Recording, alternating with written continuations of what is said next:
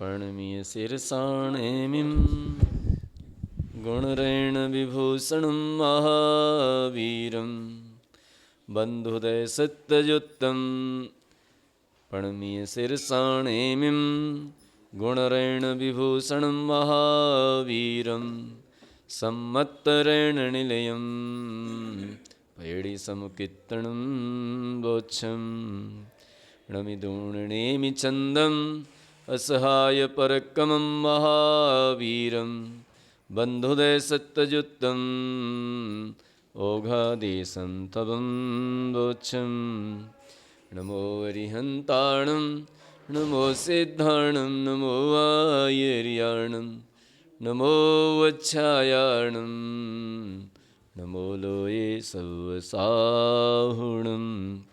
बोले परम पूज्य आचार्य श्री नेमी चंद्र सिद्धांत चक्रवर्ती मुनि महाराज की जय।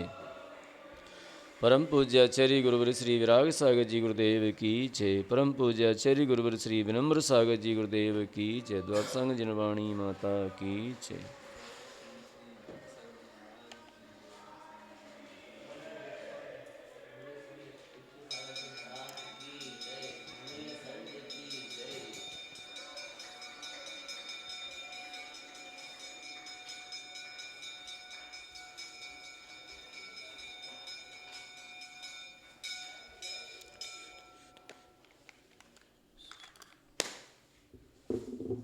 गौमठ सार कर्मकांड के अंतर्गत उदय कर्म प्रकृतियों का उदय उसका विवेचन देखते हैं। आज पुनः गाथा नंबर कितनी थी? 84-85 हैं? 74। अच्छा, 74 यानी 74 नंबर गाथा।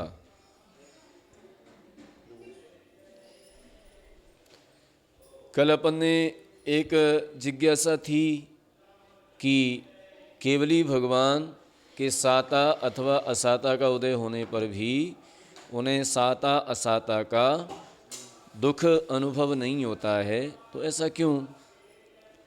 तो समाधान किया गया था कि घातिया कर्म नष्ट हो जाने के कारण उनके घातिया कर्म समाप्त हो गए हैं, मोहनी कर्म समाप्त हो गया है, इसलिए उनको साता असाता का अनुभव नहीं होता है। अब उनको इंद्रिय ज्ञान समाप्त हो गया है, अब उनको क्षयिक ज्ञान हो गया है, क्षयोपशम ज्ञान समाप्त हो गया है, क्षयोपशम उनका समाप्त हो गया है, क्षयिक हो गया है। तो क्षयिक हो जाने के कारण चूँकि इंद्रियों के सुख दुख का अनुभव सिर्फ क्षयोपशम भाव में ही होता है, क्षयोपशम ज्ञान में ही होता है, क्षयिक ज्ञान में नहीं होता, इसलिए वेदनी कर्म अपना कार्य नहीं कर पाता है। मोहनी कर्म न होने के कारण भी वेदनी अपना कार्य नहीं कर पाता है। वेदनी कर्म से उन्हें सुख दुख का अनुभव नहीं होता है। ये बात कल बताई गई थी गाथा नंबर 273 में। आज अपन देखते हैं कि वेदनी कर्म केवली के इंद्रिय जन्य सुख दुख का कारण क्यों नहीं है। इसके उत्तर स्वरूप दो गाथाएं कहते हैं और भी बताते हैं दो गाथाओं के माध्यम से कि केवली भगवान के वेदनी कर्म सुख दुख का कारण क्यों नहीं है। तो कह रहे हैं कि समय ठिदिगो बंधो,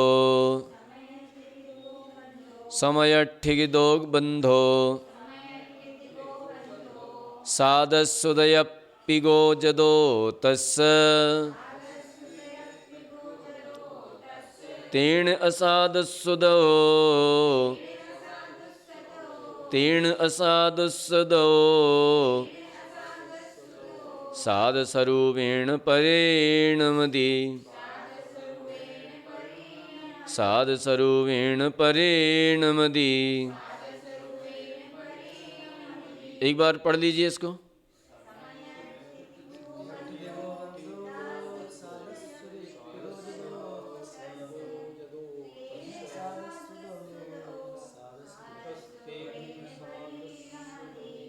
अगली 275 नंबर गाथा। एदेण कारणेन एदेण कारणेन दो, एदेन कारणेन दु साधस्येवदु निरंतरो उदो साधस्येवदु निरंतरो उदो तेन साधिनिमित्ता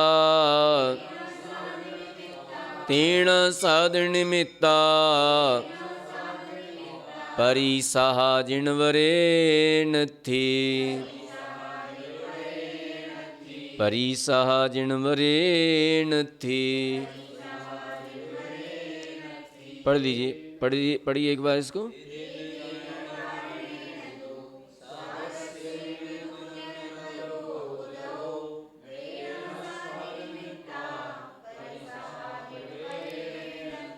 अब यहाँ पर कहते हैं केवली भगवान के साता वेदनी का बंध एक समय की स्थिति वाला है।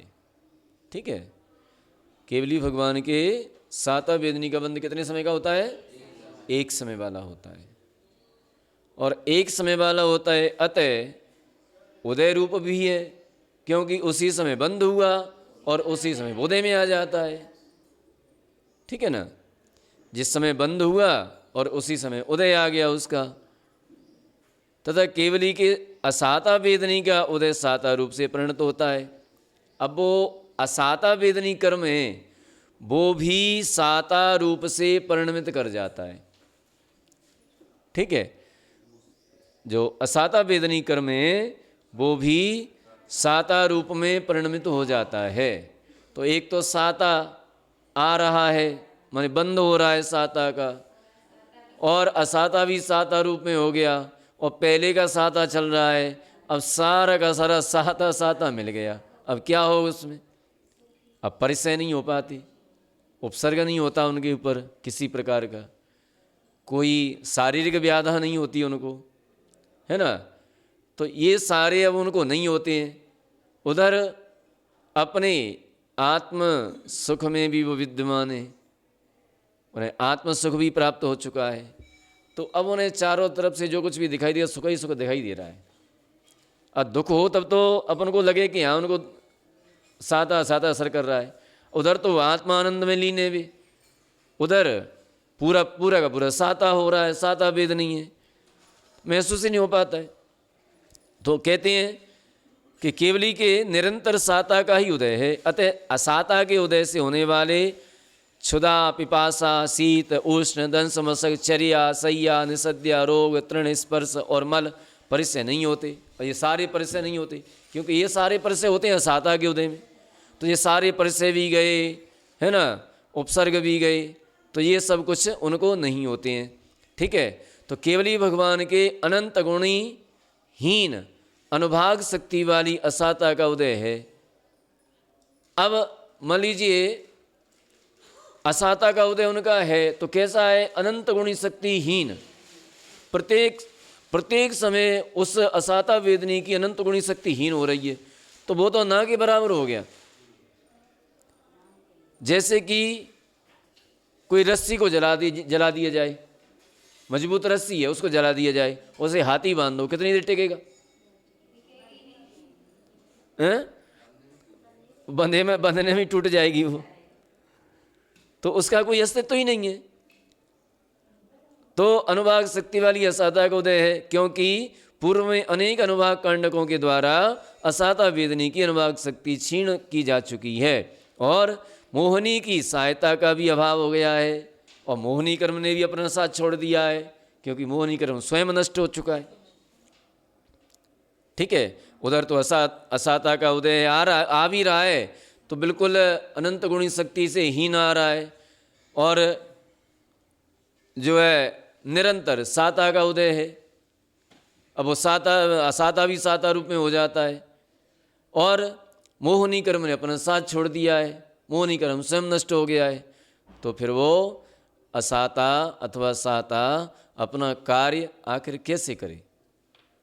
अतः असाता वेदनी का अप्रकट सूक्ष्म उदय है, तथा जो साता वेदनी का सत्व होता है उसका अनुभाग अनंत गुणा है।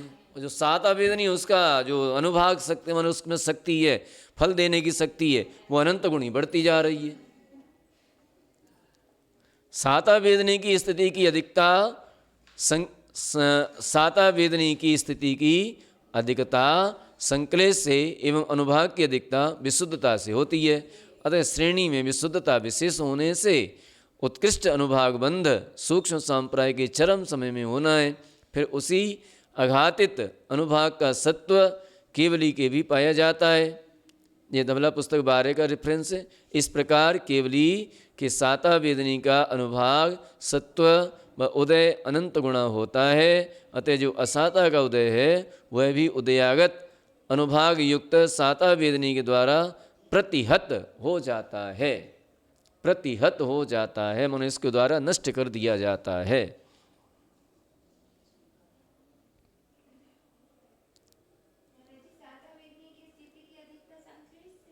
हाँ,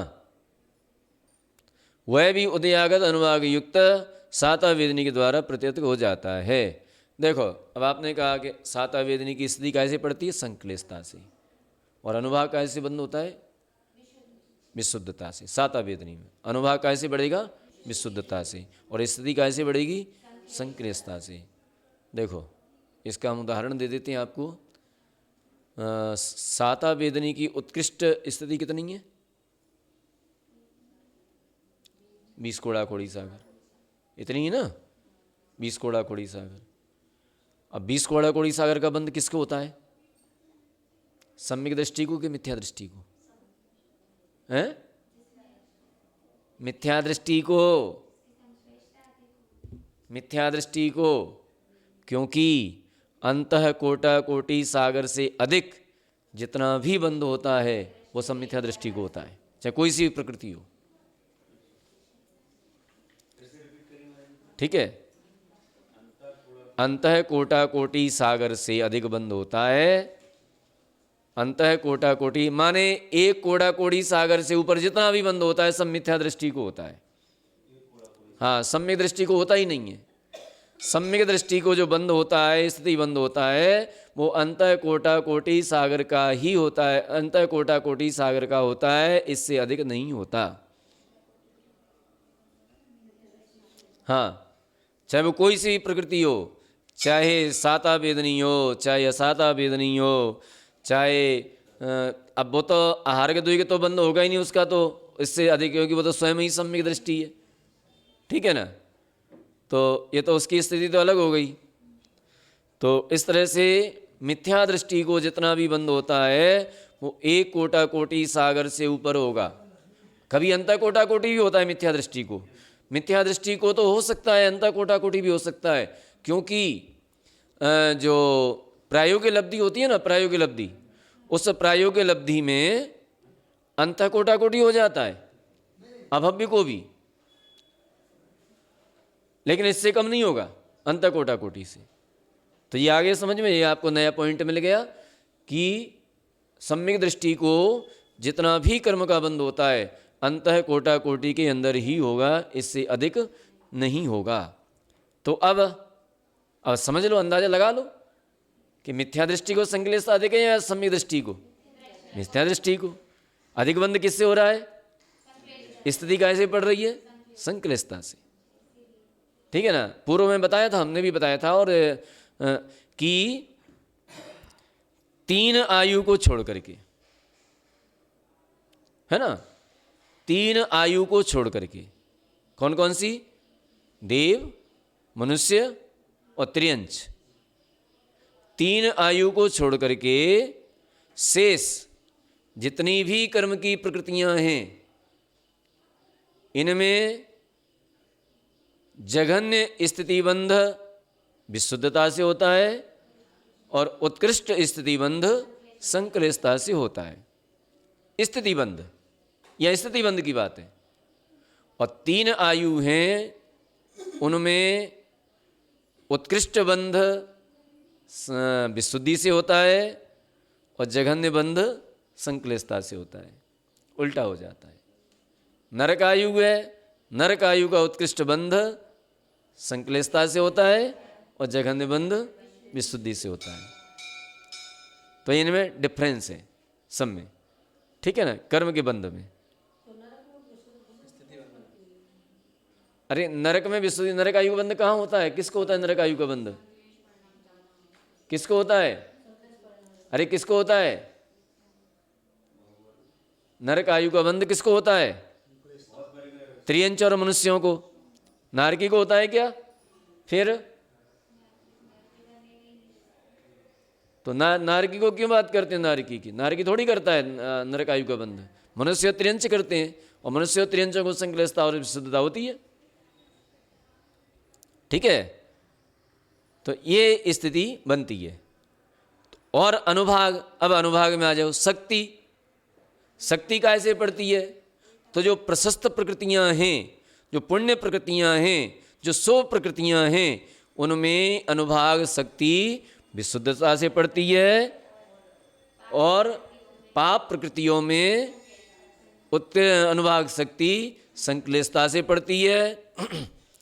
पुण्य प्रकृतियों में हीन अनुभाग शक्ति संक्लेशता से पड़ती है, और पाप प्रकृतियों में हीन अनुभाग शक्ति विशुद्धि से पड़ती है।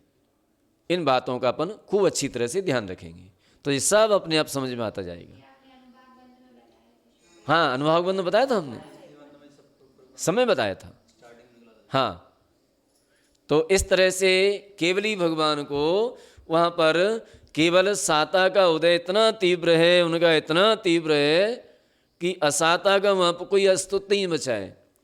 यूँ समझो, वो जरी जेवरी बोलते ना, रस्सी जला दो और रस्सी को जला करके उसे हाथी को बांध दो, क्या टिक पाएगा हाथी? नहीं टिक पाएगा, वो बांधते ही में टूट जाएगी। तो क्या काम कर पाएगी? उधर केवली भगवान का मोहनी कर्म भी समाप्त हो चुका है, और मोहनी कर्म समाप्त हो जाने के कारण चूँकि साता असाता वेदनीय जब फल देता है तो उसमें मोहनी कर्म का पुट होना जरूरी है। अगर मोहनी कर्म नहीं है तो वो क्या फल देगा? साता वेदनी क्या काम करता है?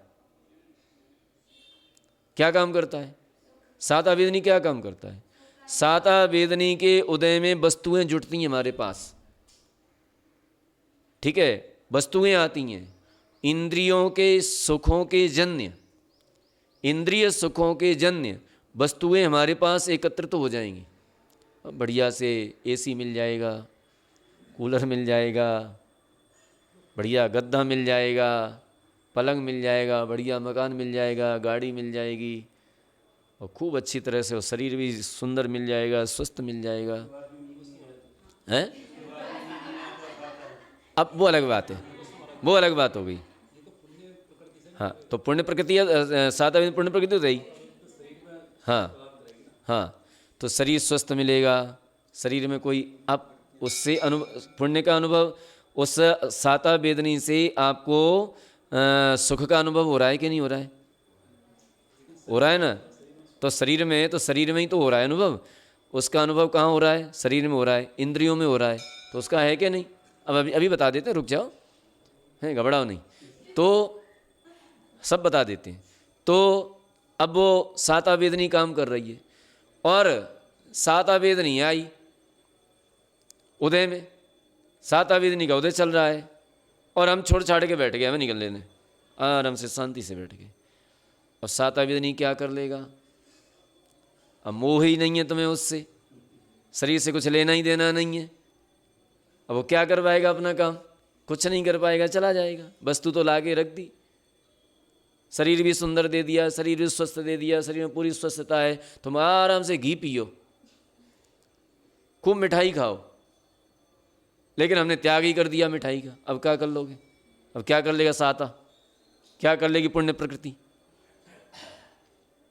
तो मोहनी कर्म नहीं है, अब मोह कर्म नहीं है, मोह हटा चुके, राग हटा चुके, हमें नहीं लेना, नहीं करना।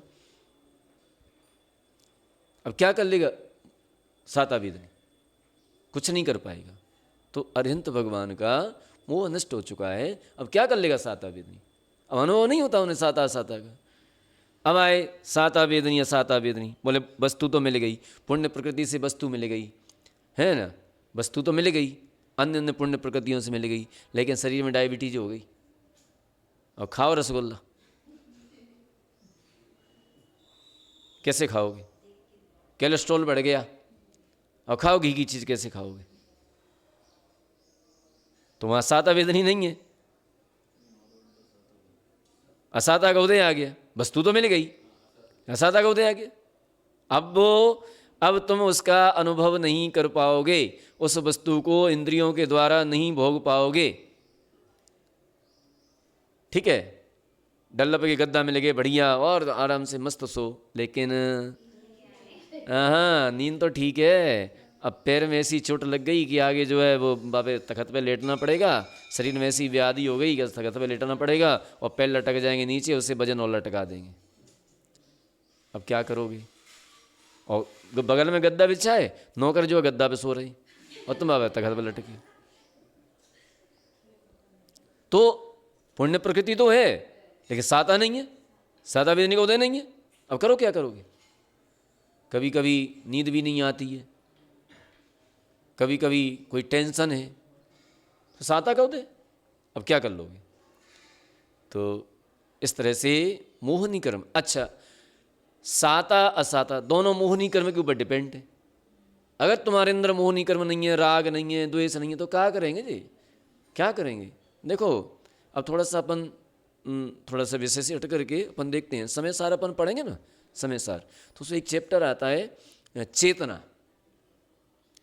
तो ज्ञान कर्म चेतना, कर्म फल चेतना और ज्ञान चेतना। ठीक है, तो कर्म चेतना, कर्म फल चेतना ये संसार में, ज्ञान चेतना ये निश्चित रूप से निर्वाण का कारण है। कर्म उदय में आया, कर्म उदय में आया, ये क्या हो गई? कर्म चेतना। कर्म उदय में आया कर्म चेतना। अब कर्म के उदय में अब हम उसके उदय को भोग रहे, ये क्या हो गया?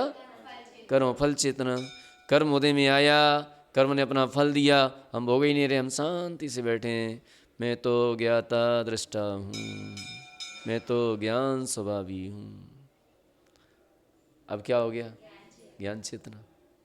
कर्म का उदय आया, कर्म ने फल दिया, अपन बैठ गए। तो सीधी सीधी बात, केवली भगवान मोहनी कर्म से दूर हैं, और मोहनी कर्म न होने के कारण उनके साता असाता वेदनी कर्म कोई कार्यकारी नहीं होता, कोई फल उनको नहीं देता। आ रहा है उदय में, आ रहा है और निकल रहा है। लक्ष्मी ने कहा भगवान से, तुम जाओगे कहाँ, मैं तुम्हारा पीछा नहीं छोड़ूंगी। बोले हम तुम्हें पकड़ेंगे नहीं।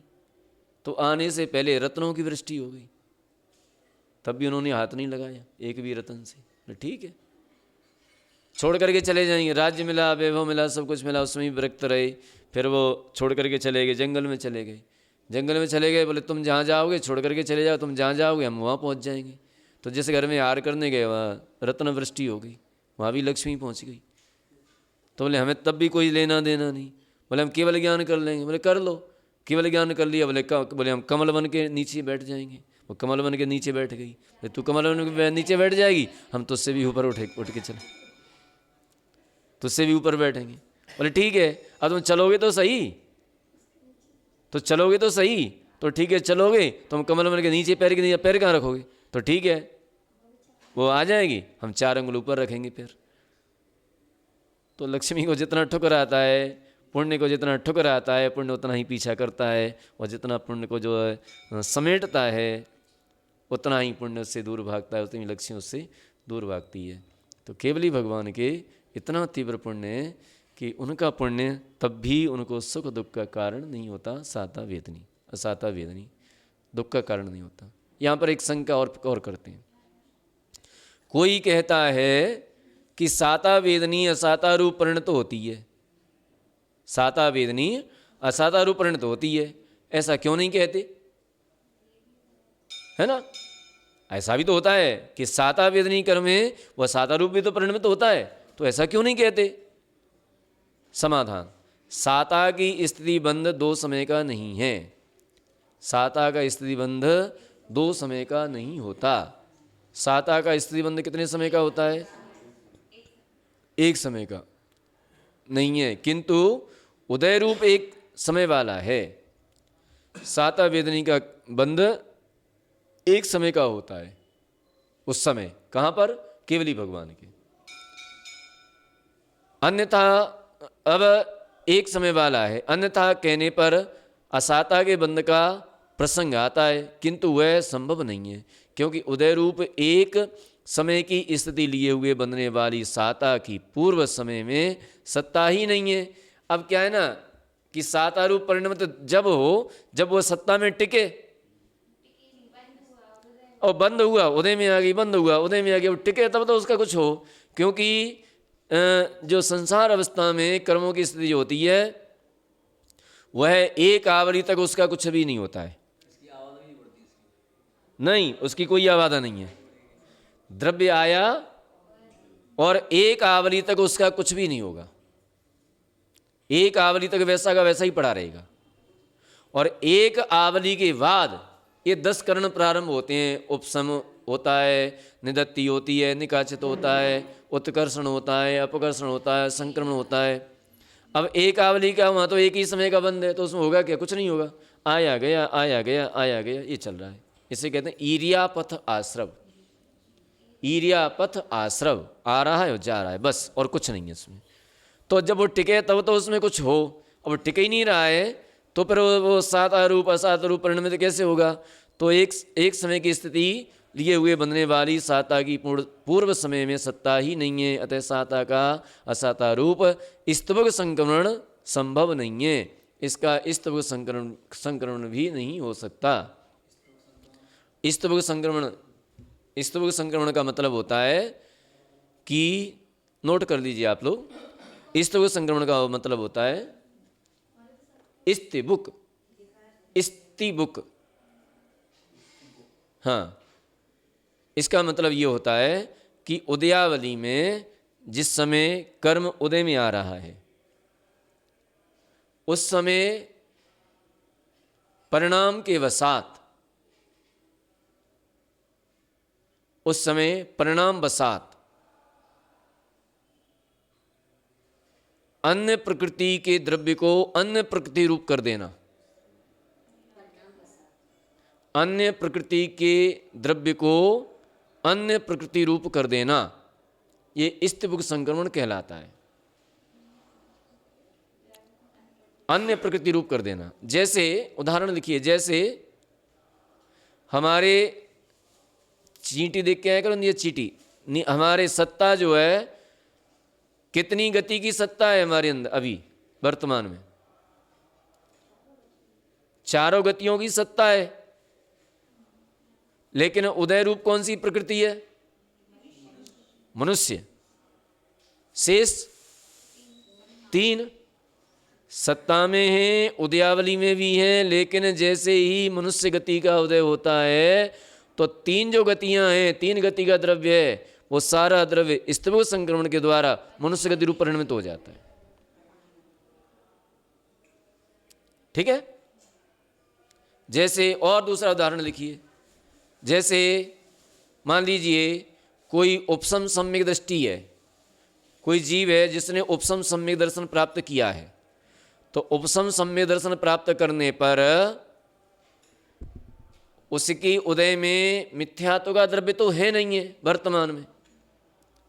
वर्तमान में मिथ्यात्व के द्रव्य का अभाव कर चुका है वर्तमान में उदय में, ठीक है ना? लेकिन अनंतानुबंधी की सत्ता है, उदयावली में भी है अनंतानुबंधी। अब वो क्या करेगा? तो वो ये करेगा कि उदयावली में उसी समय परिणाम बसात, हमने क्या बोला था? परिणाम बसात। अब परिणाम बसात, अब उसका परिणाम तो कैसा है? सम्यक्त्व का, मिथ्या तो है नहीं है, सम्यक्त्व का परिणाम है। तो उस सम्यक्त्व के परिणाम से उस अनंतानुबंधी के द्रव्य को यदि कोई श्रावक है, यदि कोई अव्रती श्रावक है तो अप्रत्याख्यान रूप में परिणमित कर देगा, वो अप्रत्याख्यान रूप में होकर के निकल जाएगी। और कोई व्रती है तो प्रत्याख्यान रूप होकर के निकल जाएगी, और कोई महाव्रती है तो संजुलन रूप होकर के निकल जाएगी, संजुलन में परिणमित हो जाएगी। तो ये होता है स्तिबुक संक्रमण, इसको कहते हैं स्तिबुक संक्रमण। माने बिल्कुल उसी टाइम पर ऑन द स्पॉट, उसी टाइम पर उसको अन्य प्रकृति में संक्रमण कर देना। ये ऐसी भी व्यवस्था है कर्म की।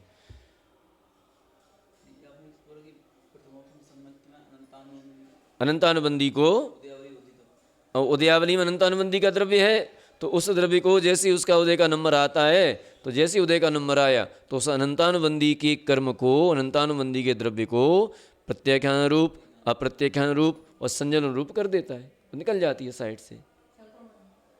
हैं? हाँ, संक्रमण। ठीक है, तो ये होता है स्तबुक संक्रमण। जैसे कि अब और अपन एक सामान्य, अपन जनरल में आ जाएं, लौकिक व्यवहार में, ट्रेन में चढ़ गए जल्दबाजी में, टिकट लिया नहीं, अब टीटी आएगा तो क्या करेगा? टिकट दे जाएगा। अब एक्स्ट्रा पैसे होंगे तो ले जाएगा, टिकट दे जाएगा। तो वो क्या हो गया? वो माने बिल्कुल टाइम पे, उसी टाइम पे आपको टिकट मिल गया, अब आप बैठिए आराम से। और पहले से लेके बैठे हैं वो तो बैठे ही, वो तो कोई दिक्कत ही नहीं। ठीक है, तो इस तरह से वो ये स्तबुक संक्रमण कहलाता है। उदयावली में अन्य प्रकृति को परिणाम वसात अन्य प्रकृति रूप कर देना, ये स्तबुक संक्रमण होता है। ठीक है ना? तो स्तबुक संक्रमण उसका नहीं होता है। तो स्तबुक संक्रमण की अपन ने परिभाषा को जाना उस हिसाब से। लेकिन अब साता वेदनी है ना, तो साता वेदनी को उसको टाइम ही नहीं है, वो तो उसी समय आ रहा है, उसी समय जा रहा है, तो उसका स्तबुक संक्रमण भी नहीं हो पाता है। महाराज जी, ऐसा उसमें भी हो सकता है जैसे कोई खराब परिणाम आ रहे हो, ये मतलब अच्छे आ रहे हो और खराब में परिवर्तित हो जाए। हाँ हाँ, अब सुनो, प्रथमोपसम सम्य दृष्टि जीव है, तो अंतरम मुहूर्त तक तो उसके परिणाम खराब होंगे नहीं। ठीक है, उसके बढ़िया परिणाम रहेंगे। लेकिन उसके काल में, सम्यक्तों के काल में यदि एक समय शेष रह जाए कम से कम, और अधिक से अधिक क्षयावली का काल शेष रह जाए, तो ऐसी अवस्था में उसके परिणाम बिगड़ सकते हैं। और जैसे ही परिणाम बिगड़े तो वो जो अनंतानुबंधी का द्रव्य है ना, वो डायरेक्ट अपने रूप उदय में होकर क्या जाएगा? बोले हम तैयार हैं, बैठे हैं, तुम परिणाम खराब करो, हम तैयार बैठे हैं। वो तत्काल उदय में आ जाएगा। उसी का नाम है सासादन। उसी को कहते हैं सासादन। सीधा वहां से गिर गया, दूसरे गुणस्थान में आ गया। अनंतानुबंधी का उदय आया, वो तैयार बैठी है, बोले हम अपने रूप फल देने के तैयार बैठे हैं, तुम आओ तो सही। हाँ, तो वो सीधा उदय में आ गया, और उदय में आकर के अनंतानुबंधी उदय में आ गई, अनंता उदय में आकर के और वो दूसरे गुणस्थान में आ जाता है। उसका नाम है सासादन। क्योंकि मिथ्या तो अभी आया नहीं है, मिथ्या तो ऊपर से आएगा, उदीर्ण करेगा तब उसमें दिया जाएगा, अभी टाइम है उसमें आने में। और अनंतानुबंधी आ गई, तो अनंतानुबंधी सासादन माने सम्यक्त की तो आसाधना कर दी, सम्यक्त को तो नष्ट कर दिया, सा इसको कहें आसादन। ठीक है ना? तो सम्यक्त को तो नष्ट कर दिया, और मिथ्या तो आया नहीं है अभी, तो क्या कहेंगे उसको? सासादन। यानी पेड़ से पत्ता टूट गया, जमीन में आया नहीं है, जो बीच में है उसको कहेंगे सासादन। ठीक है ना? है? समय कितना रहता है? बोला ना क्षयावली कम से कम एक समय, तो बहुत कम, और बहुत कम, इससे कम और क्या करें कम। ठीक है ना? तो ये स्तबुक संक्रमण की बात थी। इसी प्रकार से बहुत सारे कर्म हैं उदयावली में जो परिणाम वसात अन्य रूप से उदय में चल रही है, और जैसे ही परिणाम बिगड़ता है तो उसमें आ जाते हैं। अब जैसे कोई जीव है, सम्यक दृष्टि है, और सम्यक दृष्टि जीव है, भेदक सम्यक दृष्टि, क्षयोपसम सम्यक दृष्टि, भेदक क्षयोपसम एक ही बात है। ठीक है? अब वो भेदक सम्यक दृष्टि जीव है, और कहीं उसका मिथ्यात्व का उदय आ जाए तो क्या हो जाएगा? मिथ्या दृष्टि हो जाएगा। तो वो भी सम्यक तो प्रकृति उसी समय में जो उदयावली में द्रव्य है, वो द्रव्य उसी समय स्तबुक संक्रमण के द्वारा मिथ्यात्व रूप परिणमित हो जाएगा, और मिथ्यात्व का जो द्रव्य है वो डायरेक्ट उदय में आ जाएगा। हैं? 7वें से पहले में नहीं जाएगा, लेकिन 6वें से, 5वें से, कोई से भी, 4थे से, 5वें से, 6वें से आ सकता, हाँ हाँ आ सकता है, 6वें से आ सकता है, हैं? 6वें से 7 साधन में आ सकता है, क्यों नहीं आ सकता, क्या दिक्कत है? लेकिन उपसम संयुक्त होना चाहिए। उपसम होगा तो, 6 उपसम होगा तो नहीं आएगा। ठीक है, तो ये सारी कर्म की स्थितियां हैं, कर्म की व्यवस्था है। तो कब कौन से समय में कहाँ से लेकर के कहाँ पटक दे, कोई भरोसा नहीं है। कोई मिथ्या दृष्टि मुनि महाराज हैं, और मिथ्या दृष्टि मुनि महाराज भी 1 सेकंड के 24वें भाग में, कितनी देर में? 1 सेकंड के 24वें भाग में मिथ्यात्व को छोड़ करके सप्तम गुणस्थानवर्ती सच्चे भावलिंगी मुनि महाराज बन सकते हैं। मुनि महाराज की बात कर रहे हैं ना? हाँ, नग्न मुद्रा है, पीछी कमंडल है उनके पास, लेकिन मिथ्यात्व है, मिथ्या दृष्टि है। तो मिथ्या दृष्टि है। अब वो मुनि महाराज अगर वो आत्मा की ओर उन्मुख हो जाएं तो 1 सेकंड के 24वें भाग में प्रथम गुणस्थान को छोड़ करके सप्तम गुणस्थान में पहुंच जाते हैं। हाँ, अच्छा सुनो है, सही सुना है, ठीक है। और हम कहीं आलोचना कर रहे हैं उनकी, तो क्या होगा? उनका तो कुछ नहीं बिगाड़ पाए, लेकिन तुमने अपने ऐसे कर्म बांध लिए जो तुम्हें छोड़ेंगे नहीं।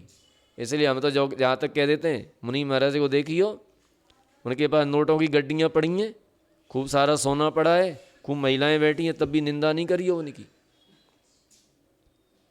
निंदा मत करना। स्थितिकरण कर सकते हो कर दो, कर सकते हो, स्थितिकरण में कोई बात नहीं है, लेकिन भूल करके भी आलोचना मत कर देना,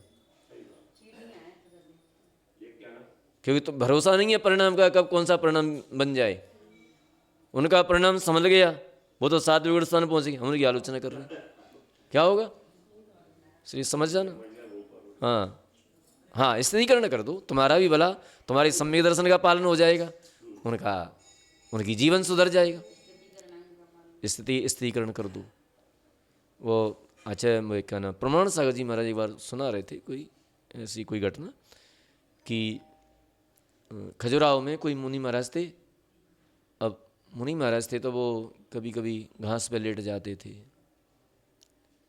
पानी से नहा लेते थे, और कभी कभी वो माने इस तरह की क्रियाएं कर रहे थे वो। तो इस तरह की क्रियाएं कर रहे लोगों ने, अरे महाराज तो भ्रष्ट हो गए, महाराज तो भ्रष्ट हो गए, महाराज तो भ्रष्ट हो गए। लोग चर्चा करने लगे, इनको कपड़े पहनाओ, इनको भगाओ, इनको कपड़े पहनाओ, भगाओ।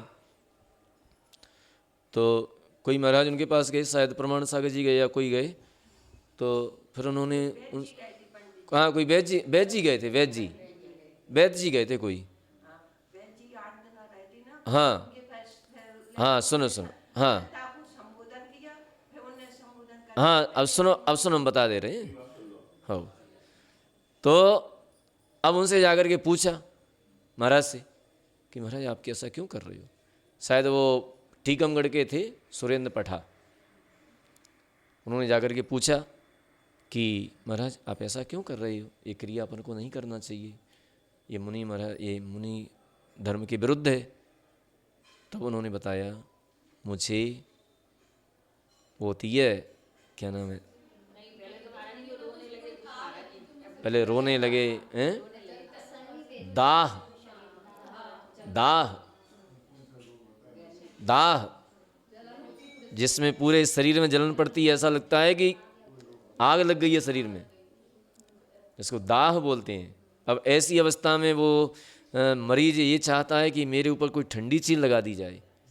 एक छुल्लक जी को हो गई थी हमारे सामने, हमारे संग में, तो वो सारी रात फड़फड़ाते रहते थे, उधर भागते। उनके लिए काली मिट्टी रख देते थे ला करके, तो काली मिट्टी को लगा लेते थे वो, तो थोड़ी बहुत शांति मिलती थी। कभी गीली नैपकिन लगा लेते थे, उससे शांति मिलती थी।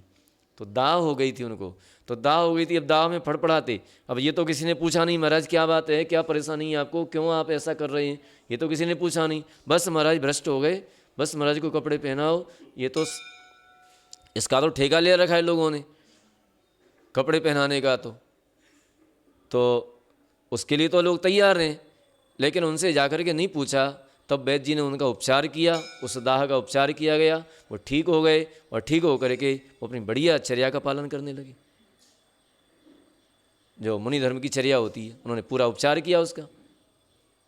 तो हो सकता है कोई उनकी मजबूरी हो सकता है कोई क्या परेशानी है, क्या दिक्कत है उनको।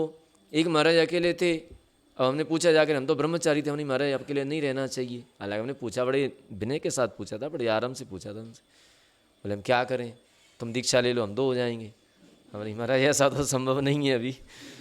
तो बोले, फिर उन्होंने अपनी स्थिति बताई, बोले हम 3 लोग थे, एक की समाधि हो गई और एक हमें छोड़ करके चले गए, अब हम क्या करें, अब गुरु के पास जाएंगे, वहाँ जा कर के फिर हम निवेदन करेंगे, कुछ करेंगे। तो उन्होंने मजबूरी बताई अपनी, तो हम समझ गए, और हम पहले से चले, अरे महाराज तो अकेले घूम रहे, अरे महाराज तो अकेले, अरे परिस्थिति समझो उनकी क्या परिस्थिति, पहले जा करके देखो पहले क्या परिस्थिति है। तो ऐसा नहीं करना चाहिए।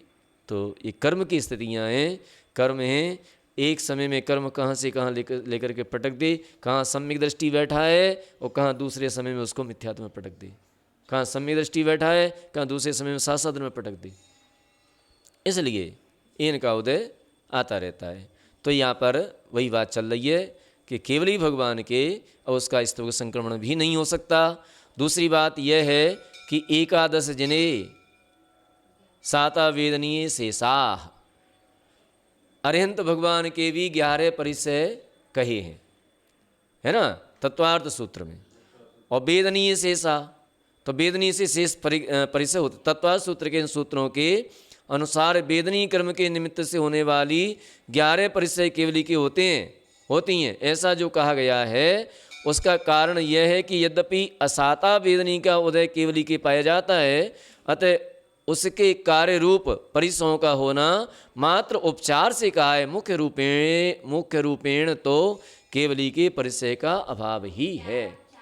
ये 11 परिचय भी उपचार से कहे जा रहे हैं। वो साता वेदनी का उदय मान लिया, हाँ भाई उनके भी साता वेदनी का उदय होता है, लेकिन है कि ऐसा है जली रस्सी के समान है, वो तो कोई काम नहीं कर पा रहा है। अब 11 परिचय हो भी जाए तो काम क्या कर पाएंगे, कुछ भी नहीं कर पा रहे, मोनी कर्म नहीं है, तो वे मात्र उपचार से भी कहे जा सकते हैं, बाकी वास्तविकता में नहीं है। वो यहाँ फुटनोट में भी ये दे रहे हैं शंका, यह तो ठीक है कि साता व असाता में से अन्य तरह का उदय ही संभव है, परंतु उपशांत कसायादि गुणस्थानवर्ती महात्माओं के उदय स्वरूप साता के साथ जब असाता वेदनीय उदित होता है, तब उनके दोनों साथ में उदित मानने पड़ेंगे।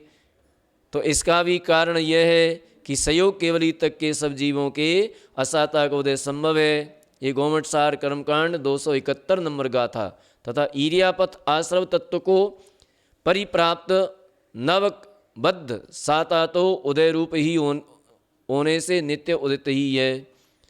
अब इसका समाधान करते हैं। ठीक है कि 14वें गुणस्थान में साता व साता में से एक का ही उदय रहता है। 11वें 12वें तथा 13वें गुणस्थानों में जब प्राचीन काल की बद्ध असाता का उदय होता है, उस समय एक समय स्थिति वाली नवकबद्ध साता भी उदित होती है। अतः इन 3 गुणस्थानों में नवीन बनने वाली साता तथा प्राचीन असाता, इन दोनों का युगपत उदय संभव है। इन दोनों का, हाँ, साता का भी है, असाता भी, दोनों का उदय। अब वो तो अब कुछ कर नहीं पाती है क्योंकि उसकी शक्ति इतनी क्षीण हो चुकी है। साता उदयावली में, हाँ, ऊपर जो हो रही है, ऊपर जो संक्रमण चल रहा है, तो उनमें तो कई प्रकार के संक्रमण चलते हैं। संक्रमण जो 5 प्रकार का संक्रमण होता है, कल अपनी चर्चा चल रही थी ना, 5 प्रकार का संक्रमण कौन कौन सा है। एक तो होता है उद्वेलना संक्रमण, लेकिन ये वेदनी कर्म में नहीं होता है। अधय प्रवृत्त संक्रमण है ना, विद्याद संक्रमण, गुण संक्रमण और सर्व संक्रमण, ये 5 प्रकार का संक्रमण, ये प्रदेश संक्रमण होता है। इसको क्या कहते हैं? प्रदेश संक्रमण होता है। ठीक है। और वैसे होता है प्रकृति संक्रमण, स्थिति संक्रमण, अनुभाग संक्रमण, प्रदेश संक्रमण, ये मुख्य संक्रमण है। और जो अपन ने अभी बताए थे ना गुण संक्रमण आदि, ये प्रदेश संक्रमण के भेद हैं। ठीक है। एक होता है आनुपूर्वी संक्रमण, एक होता है स्तबुक संक्रमण। तो इस संक्रमण के भेद हैं। तो अलग अलग स्थितियों में अलग अलग संक्रमण पाए जाते हैं। अब गुण संक्रमण कहाँ पाया जाएगा, इसका भी अपन को ध्यान रखना है। सर्व संक्रमण कहाँ पाया जाएगा, ये भी अपन को देखना है। अधय प्रवृत्त संक्रमण कहाँ पाया जाएगा, ये भी देखना है। अधय प्रवृत्त संक्रमण हमेशा बंध के समय पाया जाता है। जब कर्म का बंध होता है उस समय ही पाया जाता है, अथवा जब कोई जीव सम्यक्त से च्युत होकर के मिथ्या दृष्टि होता है तो अंतर मुहूर्त तक सम्यक्त और सम्यक मिथ्यात्व प्रकृतियों का अधय प्रवृत्त संक्रमण होता है। कब तक होता है? अंतर मुहूर्त तक। उसके बाद उद्वेलना प्रारंभ हो जाती है। हाँ, तो ये जो है संक्रमण चलते हैं। तो उदयावली में जो होने वाला संक्रमण है वो मात्र स्तबुक संक्रमण ही होता है, वहाँ पर अन्य कोई संक्रमण नहीं होता। उदयावली में अन्य कोई संक्रमण नहीं हो सकता, मात्र एक स्तबुक संक्रमण हो सकता है। ना तो वहाँ स्थिति में कोई संक्रमण होता है, ना वहाँ अनुभाग में कोई संक्रमण होता है, ना वहाँ पर गुण संक्रमण होता है, न सर्व संक्रमण होता है, न विद्यात होता है, न अदय प्रवृत्त होता है, न उद्वेलना होती है। वहाँ कोई संक्रमण नहीं होता, मात्र एक स्तबुक संक्रमण होता है उदयावली के अंदर। उदयावली किसे कहते हैं पता है किसी को? उदयावली माने उदय में आन एक आवली समय में, एक आवली के समय में उदय में आने योग्य निषेकों की पंक्ति को उदयावली कहते हैं। ये लिख लेना, परिभाषा नोट कर लेना। एक आवली समय में माने एक आवली के जितने समय हैं उतने समयों में उदय में आने योग्य निषेकों की पंक्ति को उदयावली कहते हैं। उदय में आने योग्य निषेकों की पंक्ति को उदयावली कहते हैं। ठीक है ना। तो इस प्रकार से आज अपनी गाथाएं कम हुई लेकिन चर्चाएं अपनी ज़्यादा हुई, है ना। कोई बात नहीं है, ये भी करना चाहिए, काम की है। आज समझ में आया, वैसे नहीं आता था। हाँ हाँ, बहुत अच्छी बात है। तो आज अपना इतना ही। कल अपन पुनः देखेंगे आगे गाथा नंबर 276। अपन कल देखेंगे उदय अनुदय 2 गाथाओं में, कल बात करेंगे अपन। आज इतना ही। बोले महावीर भगवान की